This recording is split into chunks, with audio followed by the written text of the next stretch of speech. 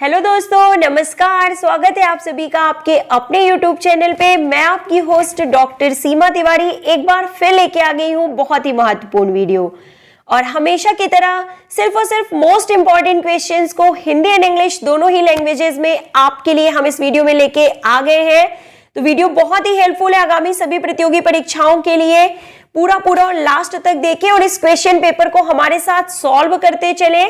So let's start with question number 1 and it is asking that which is the largest muscle in human body, यानी कि मानव शरीर में सबसे बड़ी मांसपेशी कौन सी है। और बात की जा रही है ग्लूटियस मैक्सिमस यानी कि हिप मसल्स की, जो कि हमारे शरीर की सबसे बड़ी मसल के रूप में जानी जाती है।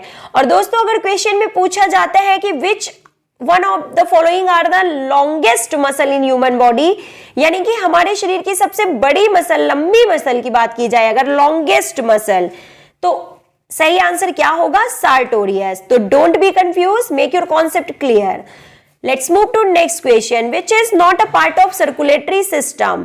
तो देखिए, सर्कुलेटरी सिस्टम का भाग नहीं है। कौन सा नहीं है? देखिए, आपको पता है कि वेंट्रिकल, एट्रियम और आर्टरी, वेन्स, ये सभी जो होते हैं सर्कुलेटरी सिस्टम के भाग होते हैं। और diaphragm, option number B is correct here. Diaphragm जो है वो सर्कुलेटरी सिस्टम का एक पार्ट नहीं है, क्योंकि डायफ्राम जो है वो रेस्पिरेटरी सिस्टम का पार्ट होता है। Next question, which of the following is not a part of respiratory system, कि निम्न में से कौन सा रेस्पिरेटरी सिस्टम का हिस्सा नहीं है? Option number C is correct here, liver, यानी कि यकृत, क्योंकि यह डाइजेस्टिव सिस्टम का एक भाग है। और देखिए, इसके अलावा देखिए जो भी ऑप्शंस हैं, ट्रैकिया, लंग्स एंड नोज, ये सभी रेस्पिरेटरी सिस्टम में शामिल किए जाते हैं। विच is not a part of nervous system, निम्न में से कौन सा नर्वस सिस्टम का पार्ट नहीं है? तो लैरिंग्स। क्यों? क्योंकि लैरिंग्स जो होता है वो रेस्पिरेटरी सिस्टम का एक भाग होता है और लैरिंग्स को वॉइस बॉक्स के रूप में भी जाना जाता है। इसके अलावा न्यूरॉन, स्पाइनल कॉर्ड एवं सेरिबेलम जो होते हैं ये नर्वस सिस्टम के मुख्य भाग होते हैं। Next question, what is the height of hurdle in 110 meter hurdle race for men. तो देखिए दोस्तों, सबसे पहले तो आपको पता होना चाहिए कि जो हर्डल रेस होती है उनमें 110 मीटर हर्डल रेस मेन के लिए होती है और 100 मीटर हर्डल रेस जो होती है वो वुमेन के लिए होती है। तो क्वेश्चन में पूछा जा रहा है कि 110 मीटर हर्डल रेस जो कि मेन के लिए होती है, उसकी हाइट, उसमें हर्डल्स की हाइट कितनी होती है? The correct answer 1.067 meter. और अगर बात की जाए 100 मीटर हर्डल रेस की, तो क्या होगा करेक्ट आंसर? 0.840 मीटर होगा। Next question is asking that which is not a part of endocrine system, यानी कि एंडोक्राइन सिस्टम का एक पार्ट नहीं है। तो मेड्यूला इज करेक्ट आंसर, क्योंकि मेड्यूला जो होता है वो नर्वस सिस्टम का हिस्सा होता है। इसके अलावा देखिए, लिवर, थाइमस और पेंक्रियास एंडोक्राइन ग्लैंड्स के रूप में जाने जाते हैं या एंडोक्राइन सिस्टम के पार्ट्स के रूप में जाने जाते हैं। What is the full form of BMI? BMI का फुल फॉर्म क्या होता है? Body mass index. Body mass index is the full form of BMI. और बीएमआई को कैलकुलेट करने का फॉर्मूला क्या होता है, ये सभी एग्जाम में पूछा जाता है। तो देखिए क्या होगा, weight in kilogram upon height in square, height square in meters जो होता है, यानी कि हाइट इन मीटर्स इसका स्क्वायर जो होगा, that is correct formula, weight in kilogram upon height in meter square. Let's move to next question and it is asking that which is not a component of skill related fitness. तो देखिए, बात की जा रही है कि skill related fitness में कौन सा जो है वो शामिल नहीं है। तो स्किल रिलेटेड कंपोनेंट में कौन सा शामिल नहीं है? फ्लेक्सिबिलिटी। क्यों? क्योंकि फ्लेक्सिबिलिटी जो होता है वो हेल्थ रिलेटेड फिटनेस में शामिल किया जाता है। दोस्तों, आपको पता होना चाहिए कि कौन से कंपोनेंट स्किल रिलेटेड फिटनेस में आते हैं।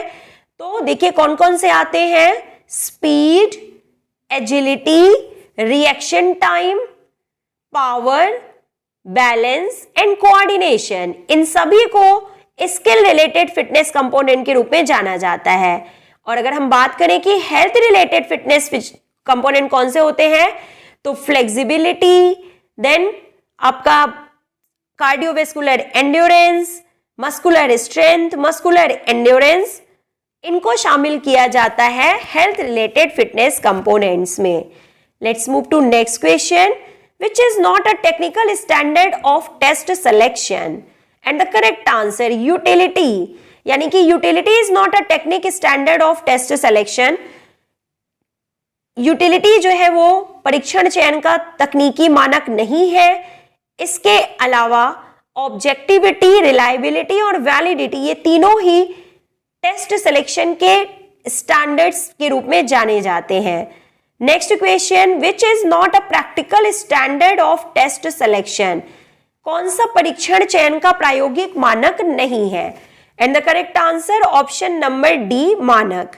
देखिए दोस्तों, यहां पे बात की जा रही है practical standard of a test selection की। इससे पहले वाले क्वेश्चन में देखिए technical standard of test selection की बात की गई थी। क्वेश्चन नंबर 109 में technical standard of test selection की बात की गई थी, जिसमें शामिल किए जाते हैं objectivity, reliability and validity. Next question में देखिए practical standard of test selection की बात की जा रही है, जो कि होते हैं आपके टाइम, यूटिलिटी एंड फंड। इनको practical standard of test selection के रूप में जाना जाता है। Now the next question is asking that, तो दोस्तों आपको समझ में आ ही गया होगा यहां पे कि which is not a practical standard of a test selection, तो norms is correct answer. Next question is asking when was the AAHPERD fitness test formed, यानी कि ऑफर्ड फिटनेस टेस्ट की स्थापना कब की गई थी, इसे कब बनाया गया था। 1958 में AAHPERD fitness test was formed. Next question, when was the Harvard step test formed, and Harvard step परीक्षण बनाया गया था 1943 में। Next question, what is the full form of NSNIS? NSNIS का फुल फॉर्म क्या है? Netaji Subhash national institute of sports. Next question, when was the Johnson basket skill test formed? Johnson basket skill test जो है 1934 में बनाया गया था। Next question, which test is not a part of AAHPERD basket skill test? AAHPERD basket skill test की अगर हम बात कर रहे हैं तो कौन सा है जो कि इस टेस्ट आइटम में शामिल नहीं किया जाता? तो throwing test is correct answer.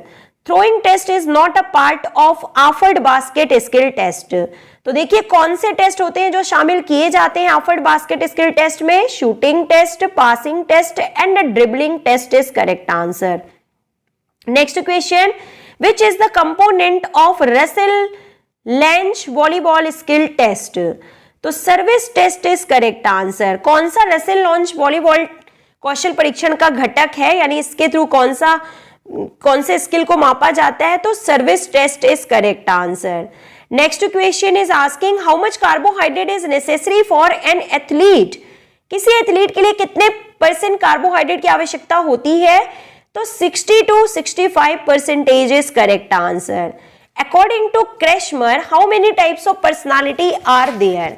क्रेशमर के अनुसार कितने प्रकार के व्यक्तित्व होते हैं? तो 3 प्रकार के, पिकनिक, एथलेटिक और स्थैनिक is correct answer.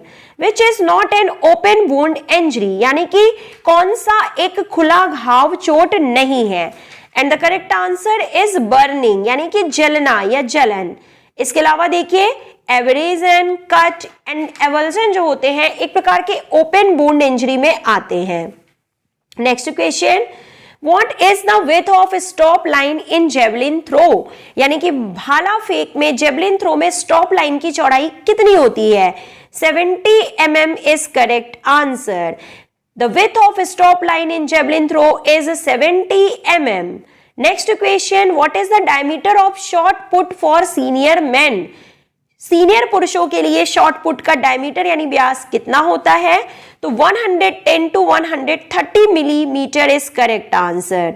Next, Indira Gandhi gold cup is related to, और गोल्ड नाम जहां पे आ जाता है, गोल्ड कप की बात की जाती है, तो इसका सीधा सीधा संबंध हॉकी से है। नेक्स्ट क्वेश्चन, इन टाइप 2 लीवर, तो टाइप 2 लीवर में देखिए क्या होता है? भार बल और आलंब के मध्य होता है, means load is between the force and fulcrum.